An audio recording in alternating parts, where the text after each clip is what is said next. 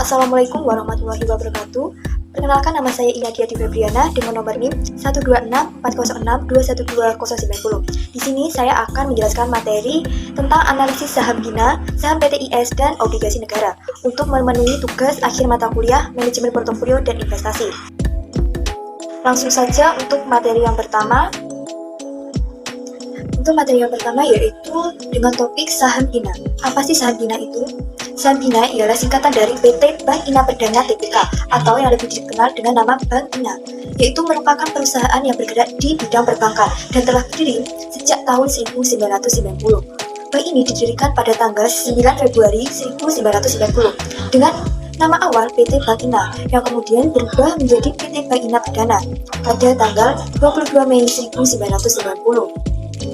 Bina atau yang biasa disebut dengan saham Bina telah mendapatkan izin perbankan komersial dari Bank Indonesia pada tanggal 15 Juni 1991. Menurut anggaran dasar bank, tujuan usaha Bina ini adalah menyelenggarakan layanan perbankan umum sesuai dengan peraturan perundang-undang yang telah berlaku. Dan pada tanggal 31 Desember 2013, saham Bina ini telah menerima pernyataan yang sah dari Otoritas Jasa Keuangan OJK atas pencatatan saham Bina kepada publik dengan nilai nominal 520 juta pada harga 100 per saham dengan harga penawaran 240 per saham. Saham tersebut telah dicatatkan di Bursa Efek Indonesia PI pada tanggal 16 Januari 2014. Selanjutnya yaitu analisis fundamental saham Bina. PT Bank Ina Perdana Tbk atau yang lebih dikenal dengan saham Bina itu milik Taipan Anthony Salim yang telah membukukan laba bersih sekitar 94,83 miliar hingga kuartal ketiga pada tahun 2022. Angka tersebut meningkat menjadi 224% secara tahunan dari periode yang sama tahun lalu sebesar 29,23 miliar. Selanjutnya yaitu kenaikan laba pada September tahun 2022 juga disebabkan oleh pertumbuhan kredit yang semakin kuat sebesar 196% YoY dan pertumbuhan dana pihak ketiga yaitu DPK sebesar 82% YoY. Berdasarkan laporan keuangan, Bank Ina menyalurkan kredit 8,64 triliun pada kuartal ketiga tahun 2022. Sedangkan aset Bank Ina mencapai 20,3 triliun. Bank Ina kemudian membukukan lagi ke DPK 17,53 triliun pada September tahun 2022. Selain itu, laba Bank Ina juga didorong pertumbuhan pendapatan bersih yang kuat sehingga menjadi naik sekitar 139% YoY periode tahun lalu dan mencapai sampai sekarang yaitu 389,8 miliar atau SNP. Untuk harga saham Bina 4.200 dengan nominal per lembarnya itu 114,5 dan PBB-nya 7,20. Untuk marketnya 25T dengan ROA 0,98 dan ROE-nya yaitu 7. Untuk selanjutnya yaitu di sini ada dua penjelasan tentang analisa teknikal PT Bank Ina Perdana atau yang biasa disebut dengan saham Bina. Untuk yang di sebelah kiri saya itu analisa teknikal PT Bank Ina dengan menggunakan metode MACD untuk swing trading jangka menengah dan stokastik untuk scalping jangka pendek. Dan untuk yang sebelah kanan saya itu ialah analisis harga saham PT Bank Ina Perdana. Untuk yang semula harganya 91,8 itu sekarang menjadi naik 4.200 per sahamnya. Untuk selanjutnya ini masih dengan seputaran analisis fundamental saham Bina. Untuk perinciannya yaitu ada net profit. Perusahaan telah mencetak laba positif 5 tahun berturut-turut. Rasio hutangnya rasio hutang kurang dari 1 atau 0,01 kali modal saja. Untuk TIR saham TIR itu dengan nominal 2 dengan market cap-nya menengah di atas 1T. Current rasio, aset lancar lebih besar dari liabilitas jangka pendek. Net profit margin, profitabilitasnya telah baik dengan NPM lebih dari 10% atau sekitar 29,35% saja. Untuk return on equity, profitabilitasnya kurang baik dengan ROE kurang dari 15% saja atau 7%. Untuk Forward intrinsic value itu telah overvalued dengan harga di atas harga wajar, dan untuk price to book value juga overvalued dengan PBV lebih dari 1 kali valuasi perusahaan dengan nominal 7,20. Dan yang terakhir ada earning per share. Perusahaan belum mencetak EPS positif selama 3 tahun berturut-turut. Dan di sini juga ada para pemegang saham PT Bank Ina Perdana Tbk.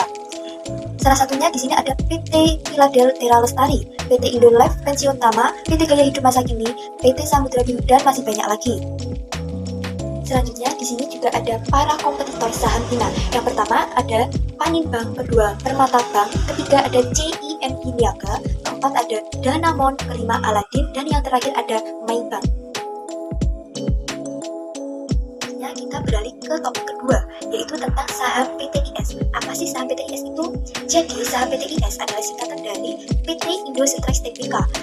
PT Indostres Tbk ini adalah penyedia layanan kelautan dan logistik terpadu dan didirikan pada tanggal 21 Januari 1985. Kantor pusatnya terletak di Geraha Kirania lantai 15, Jalan Yosudarso, Kavling 88, Jakarta Utara 14350, Indonesia. Perusahaan juga telah menyediakan layanan dukungan logistik yang mencakup dukungan transportasi dan pengiriman barang ke perusahaan tambang batubara dan layanan teknik kelautan terpadu yang bergerak dalam pekerjaan konstruksi sipil untuk perusahaan pertambangan minyak dan gas bumi. Layanan perusahaan ini juga meliputi pengurukan dan reklamasi, penumpukan dan penanganan material. Perusahaan memiliki beberapa armada transportasi air dengan berbagai ukuran. Pertama, terdiri dari kapal keruk, perang, charter station, Hooper-Bergen, dan Tugboat. Perusahaan juga telah menyediakan jasa desain dan konstruksi yang melibatkan tim perancang. Perusahaan dan konsultan yang mencakup jasa konstruksi ini yaitu pihak ketiga di bidang teknik kelautan, struktural, elektrikal, dan mekanik. Yang telah memiliki anak perusahaan yaitu PT Pelayaran Strike Perdana yang kegiatannya usaha dalam bidang pengiriman dalam negeri. Selanjutnya yaitu nama emiten. Perusahaan ini namanya yaitu Indostres Tbk dengan kode saham PTIS, sektor energi, subsektor yaitu minyak, gas, batubara, dan transportasi. Untuk bidang usaha utamanya yaitu jasa kelautan yang terintegrasi dan pelayanan dukungan logistik. Untuk pemegang saham di atas 5% ada dua. Yang pertama, Straits Corporation Pte Ltd yaitu 81,82%. Yang kedua, Seafood Yakian atau komisaris. Sini saya juga telah mencantumkan berita tentang saham PTIS. Ternyata saham PTIS juga terkena penghentian sementara perdagangan bersahaman di pasar modal. Bursa Efek Indonesia BI memutuskan membuka pemberhentian sementara perdagangan saham PT Indostres Tbk atau PTIS setelah sempat diberhentikan sementara pada tanggal 13 Maret 2023. Akan tetapi telah dibuka kembali suspensi perdagangan saham PTIS ini secara efektif berlaku di pasar reguler dan pasar tunai mulai pada perdagangan sesi 1 yaitu pada hari Selasa tanggal 21 Maret 2023. Seperti yang saya katakan sebelumnya bahwasanya PT Indostres Tbk PTSI ini telah dibuka kembali di pasar reguler dan pasar tunai pada tanggal 21 Maret 2023 di sesi pertama oleh Kepala Divisi Pengawasan Transaksi Lydia M. Panjaitan dan Kepala Divisi Pengaturan dan Operasional Perdagangan Pande Made Kusuma Ari A. Sebelumnya, bursa mengumumkan bahwasannya perdagangan saham PTIS dalam pengumuman bursa nomor PSPT 00014 BI-WAS 03/2023 tanggal 13 Maret 2023 perihal penghentian sementara perdagangan suspensi saham PT Indostres Tbk. Dan berdasarkan data BI, pergerakan saham emiten PTIS ini berbisnis dalam bidang usaha pertambangan batubara ini terus menguat. Adapun harga saham PTIS telah melesat dari 240 pada penutupan akhir Februari menjadi 640 pada penutupan perdagangan kemarin atau terjadi lonjakan sekitar 166,66% sepanjang Maret 2023 berjalan. Bahkan sebelum suspensi saham PTIS melesat 95 atau 17,43% menjadi 640 seperti pada saat ini. Indostres merupakan perusahaan pelayanan dan bisnis penunjang pelayanan dengan kepemilikan 81,82% saham oleh Straits Corporation. Sisanya dikuasai oleh investor publik mencapai 17,17% dan saham Trade Assurance sebanyak 1,1% saja. Hingga kuartal ketiga pada tahun 2022, PTIS berhasil mencetak lonjakan pendapatan dari US dollar 8,36 juta menjadi US dollar 14,96 juta. Lonjakan tersebut berimbas terhadap peningkatan laba. Tahun berjalan dari US dollar 54,258 menjadi US dollar 636,479 dengan laba bersih per saham dasar juga melesat dari US dollar 0,0001 menjadi US dollar 0,0012. analisis fundamental pada tahun 2023. Saham emiten jasa kelautan yaitu PT Indositrans Tbk atau PTIS ini terpantau berhasil melesat lebih dari 20% dan sudah menyentuh auto reject atas arah pada perdagangan sesi dari Rabu tanggal 29 bulan 11 2023 per pukul 9.54 WIB. Saham PTIS cukup meroket yang semula pada posisi di bawah 375 sekarang telah naik ke posisi 380 per saham. Saham PTIS pun sudah mencetak arah pada perdagangan sesi 1 hari ini. Saham PTIS sudah ditransaksikan sebanyak 2,948 kali dengan volume sebesar 7,7 juta lembar saham dan nilai transaksi sudah mencapai 2,66 miliar. Adapun kapitalisasi pasarnya saat ini mencapai 206,86 miliar. Dapat kita lihat di tabel grafik ini, ternyata pada tanggal 30 November pukul 11 itu mengalami penurunan yang cukup jauh. Yang semula dengan harga sahamnya di 380 ternyata turun ke 372, mengalami cukup jauh untuk penurunannya.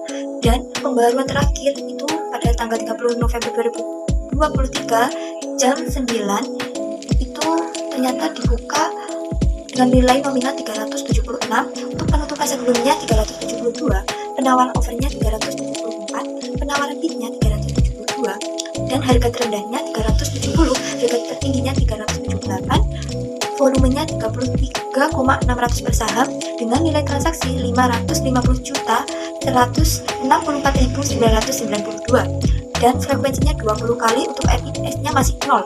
PE rasionya 217.544 per kali. Kapitalisasinya pasar 204.661 juta.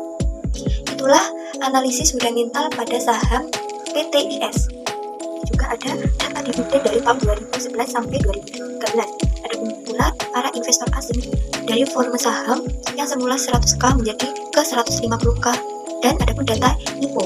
Berikut para data IPO dan saham penawaran, saham pendiri, total saham terdaftar, persentase, harga penawaran, dana terkumpul, biro administrasi efek, penjamin emisi utama, dan papan pencatatan. Selanjutnya, data para emiten terkait. Dapat kita lihat bahwasanya di sini cukup banyak yang terkait pada saham PTIS. Contohnya yaitu BPRM, BWGL, SGR, BASS, FAIR, dan masih banyak lagi.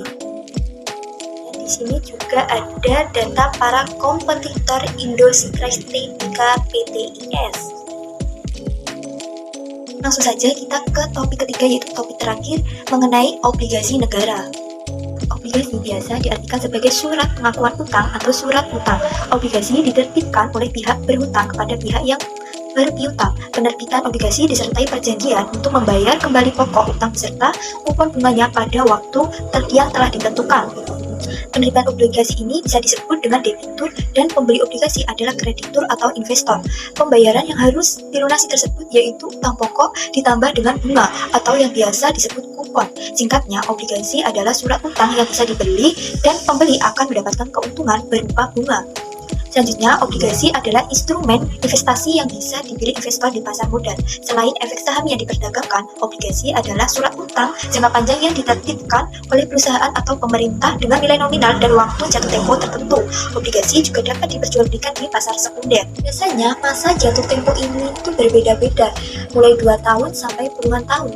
Umumnya, return yang bisa kita dapat dari obligasi itu sekitar 5-8% saja per tahun itu. Selanjutnya saya akan membahas tentang obligasi negara yang diterbitkan oleh pemerintah yang sering juga disebut sebagai surat berharga negara atau SBN. Apa saja sih jenis SBN atau obligasi yang diterbitkan di pemerintah?